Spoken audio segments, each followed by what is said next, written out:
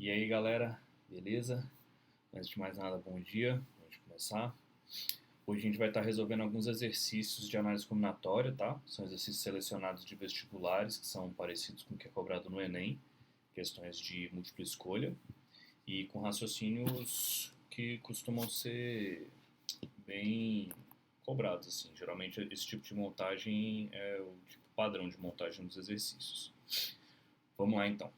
Sem enrolação, vamos para cima dos exercícios. Primeiro exercício. Um cartógrafo, para fazer o mapa do Sudeste brasileiro mostrado na figura, deverá colorir cada estado com uma cor, tendo disponíveis 4 cores e podendo repeti-las no mapa. Os estados que fazem divisa entre si devem ter cores distintas. Sabendo que somente São Paulo e Espírito Santo não fazem divisa entre si, de quantas formas a gente pode fazer isso? Bom, vamos lembrar as estratégias básicas para começar o exercício, que é o mais importante. Primeiro, quantas decisões você tem que tomar? São 4. Você vai ter que pintar cada um dos 4 estados. Então, a primeira coisa que você faz em qualquer exercício é pensar em quantas decisões você vai ter que tomar. Para cada decisão, você faz uma barrinhazinha dessas aqui, ó, que eu botei. Você vê que eu botei 4 barrinhas ali. Beleza. Segunda coisa que você vai pensar. Dessas 4 decisões, tem alguma que tem mais restrição do que a outra? Vamos pensar. De acordo com o exercício, os estados que fazem divisa não podem ter a mesma cor. Então, quem tem mais restrição são os estados que fazem mais divisa, que no caso são Minas e Rio de Janeiro. Esses dois estados, ó, Minas faz divisa com os 3 e Rio de Janeiro também faz divisa com os 3. Então, nos dois casos, eles são os estados que fazem mais divisa. São Paulo só faz divisa com 2 e Espírito Santo também. Então, a regra geral diz que a gente tem que sempre começar pelos casos, pelas decisões mais restritas. Então, vou começar por Minas, depois Rio. Mas aqui poderia ser Rio, depois Minas, porque os dois estão empatados. E depois Espírito Santo e São Paulo. Também poderia ser o contrário, porque eles estão empatados. Ok? Então, só relembrando, quantas decisões tem que tomar? 4. Existem decisões mais restritas que as outras? Sim. As mais restritas são Minas e Rio de Janeiro. Começa por essas, depois faz as outras duas. Beleza? Essas são as estratégias básicas. Se você fez isso certinho, montou o exercício certinho, vai ficar fácil o resto. Agora é só ler e interpretar o problema. Você tem 4 cores. Então, para pintar Minas Gerais, você vai ter 4 opções, 4 possibilidades. Eu coloco esse P aqui para dizer que são possibilidades, não tem nada certo. Rio de Janeiro. Como o Rio de Janeiro é vizinho de Minas, eles não podem ter a mesma cor. Então, eu tenho 3 opções de cores para Rio de Janeiro. 3P, 3 possibilidades. Agora vamos para o Espírito Santo. Minas já foi pintado. Rio de Janeiro já foi pintado de uma cor diferente. Agora, o Espírito Santo tem que ser diferente de Minas e do Rio, porque ele faz divisa com os dois. Então, ele só tem 2 possibilidades. Beleza, pintei o Espírito Santo também. Agora, vamos para São Paulo. São Paulo não pode ter a mesma cor de Minas nem Rio de Janeiro, porém ele poderia ter a mesma cor do Espírito Santo, sem problema, porque eles não são vizinhos. Então, fica de novo 2 possibilidades. Agora, de acordo com o princípio multiplicativo, que também é chamado de princípio fundamental da contagem, a gente multiplica as possibilidades das decisões que são feitas sucessivamente. Ou seja, eu vou escolher esse, e depois esse, depois esse, depois esse. Então, tem que multiplicar. Se você fizer 4 vezes 3 vezes 2 vezes 2, isso aqui vai dar 48, ó. 4 vezes 3, 12, vezes 2, 24, vezes 2, 48. Então, a resposta dessa questão seria a letra D. Beleza? Espero que tenha ficado entendido. Só para lembrar, essas questões todas estão num link, tá? Esse link aqui, ó. bit.ly/2020 análise 2. Quem for meu aluno, lembra de resolver no caderno e deixar tudo bem organizadinho. Quando a gente voltar às aulas, eu vou estar olhando isso aí. E me procurem caso tiverem alguma dúvida, se não entenderem alguma coisa dessa videoaula, tá bom? Próxima questão. Essa é engraçada. Aconteceu um acidente. A chuva molhou o papel onde Teodoro marcou o telefone de Aninha e apagou os 3 últimos algarismos. Restaram apenas os dígitos 5, 8, 3, 4, 7. Então tá aqui, ó. Os 5, 8, 3, 4, 7 estão fixos. Esses números ele lembra. Apagou os 3 últimos. Teodoro lembrou que o número do telefone da linda garota era um número par, não divisível por 5 e que não havia algarismos repetidos.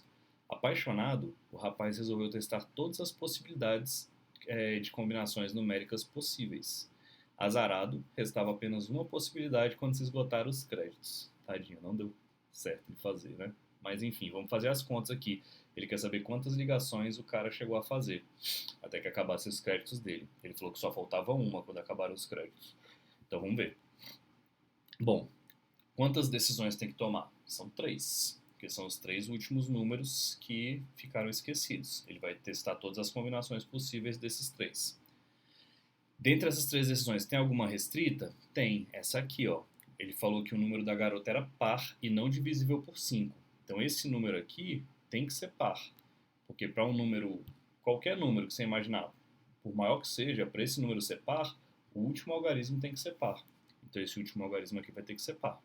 E como não pode ser divisível por 5, ele tem que ser par e não pode ser 0, tá bom? Poderia ser 0, 2, 4, 6 ou 8.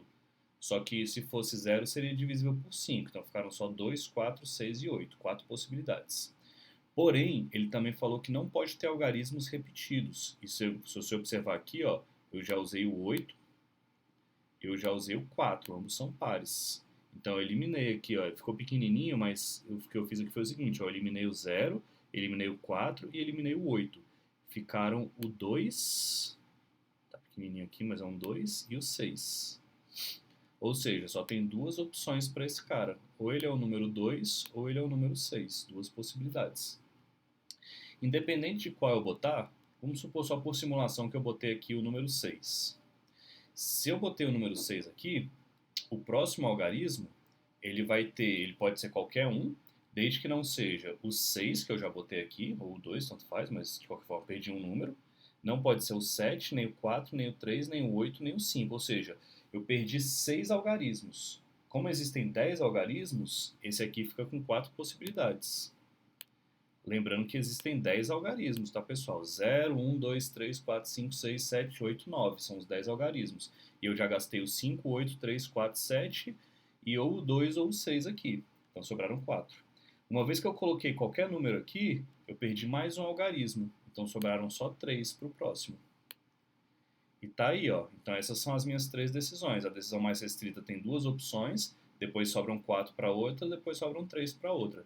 Pelo princípio multiplicativo, eu vou multiplicar as possibilidades. Então vai ficar 3 vezes 4. A ordem da multiplicação tanto faz, tá bom? A ordem dos fatores não altera o produto. Então 3 vezes 4, 12, vezes 2, 24. Tem 24 possibilidades. Como ele falou que acabou os créditos quando faltava só uma, então a resposta é que ele fez 23 ligações. Letra A. Beleza, galera? Mais uma aí, hein? Essa é bem legal. E a última para a gente fechar, nessa aqui é o seguinte. Você tem uma mesa com esse formato e com 10 poltronas. E ele diz que certo dia 7 pessoas foram convocadas para participar de uma reunião nessa sala. Uma é o presidente, outra é o vice-presidente, outra é o secretário e os outros 4 são membros quaisquer da diretoria. Sabe-se que o presidente e o vice-presidente devem sentar exclusivamente nas pontas. E o secretário deve ficar numa poltrona do lado do presidente. Considerando que tais poltronas são fixas, de quantos modos eu posso colocar essas 7 pessoas? Vamos lá. Esqueminha de sempre, hein? Primeiro, quantas decisões tem que tomar? São 7. Porque você tem que sentar 7 pessoas. 7 pessoas vão ter que decidir seus lugares. Depois, dessas 7 decisões, existem algumas mais restritas? Sim. Os mais restritos são o presidente e o vice, porque eles só podem sentar nas pontas. Tanto faz a ordem, vou botar o presidente primeiro, por questão de respeito aí de status. Mas tanto faz para a questão. Depois vem o secretário. O secretário, ele tem as opções de sentar nas 2 cadeiras ao lado da que o presidente sentar. E depois os outros, tanto faz, podem sentar em qualquer lugar que esteja vago. Vamos lá, começando pelo presidente. O presidente tem 2 opções, ou ele vai sentar em uma ponta ou na outra. Então, 2 opções para ele. 2P. Só por uma questão de simulação, vamos supor que o presidente sentou aqui, ó, nessa ponta.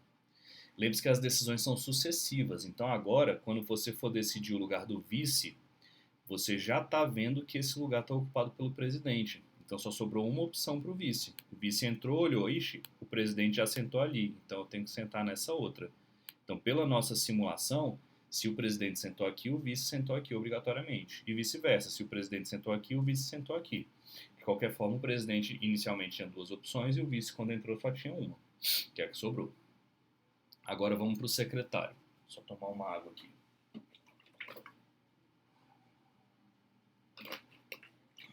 Galera, o secretário, ele tem que sentar numa das poltronas ao lado do presidente. Aqui que gera muita confusão. Por quê? O secretário, na hora que ele vai escolher o lugar dele, o presidente e o vice já escolheram. Então, de acordo com a nossa simulação, quando o secretário entrar na sala, ele já está vendo que o presidente está aqui.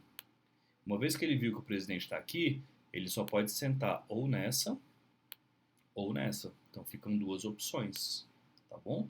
Aí você fala, mas ele poderia ter sentado nessas outras 2 se o presidente tivesse escolhido essa. Sim, perfeito. Se ele entrasse na sala e visse o presidente nessa, ele teria essas 2 opções aqui. De qualquer forma, ele teria 2 opções. Se o presidente sentou aqui, essas 2. Se o presidente sentou aqui, essas 2. Em qualquer caso, são 2 possibilidades que ele tem para sentar, tá bom? Você não vai falar que são 4, porque não pode acontecer as 2 coisas ao mesmo tempo. Ou o presidente sentou aqui ou ele sentou aqui. Dependendo de onde o presidente sentou, o cara, de qualquer forma, vai ter 2 possibilidades, tá bom? Fechou. Agora os outros tá fácil, né? Vamos supor que, pela nossa simulação, que o secretário sentou aqui, ó. Então, presidente, vice e secretário. Sobraram 7 lugares. A próxima pessoa vai olhar e vai escolher um dos 7. A próxima vai escolher um dos 6 que sobrarem. A próxima, 5. E a próxima, 4. E aí, de acordo com o princípio multiplicativo, a gente vai multiplicar esses números. Não vou escrever aqui que vai demorar, mas enfim. 2 vezes 1, 2, vezes 2, 4. Aí faz 4 vezes 7, vezes 6, vezes 5, vezes 4. Isso aí vai dar 3.360. Vocês conferem aí. Mas eu já fiz antes e já sei que vai dar isso. Beleza? Então é isso, galera. Para a aula de hoje era isso. Lembrando, de novo, que essas questões estão nesse link, para quem não fez ainda. E qualquer dúvida, é só me procurarem. Até a próxima. Falou!